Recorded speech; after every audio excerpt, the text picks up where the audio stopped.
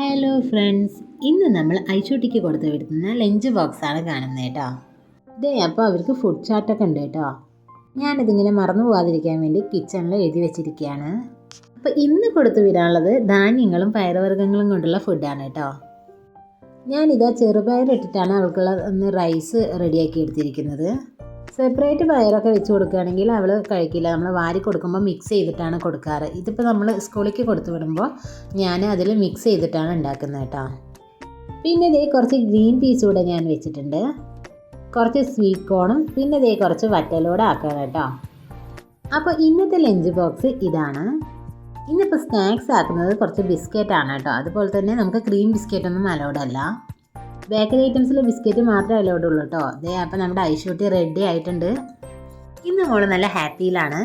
അപ്പോൾ ഇന്നത്തെ എൻ്റെ വീഡിയോ ഇഷ്ടമായെങ്കിൽ ലൈക്ക് ചെയ്യാനും ഷെയർ ചെയ്യാനും മറക്കല്ലേ. കൂടെ സബ്സ്ക്രൈബ് ചെയ്യാത്തവരുണ്ടെങ്കിൽ ഒന്ന് സബ്സ്ക്രൈബ് ചെയ്ത് സപ്പോർട്ട് ചെയ്യണേ. അടുത്തത് നല്ലൊരു വീഡിയോ ആയിട്ട് വരാം. ബായ്.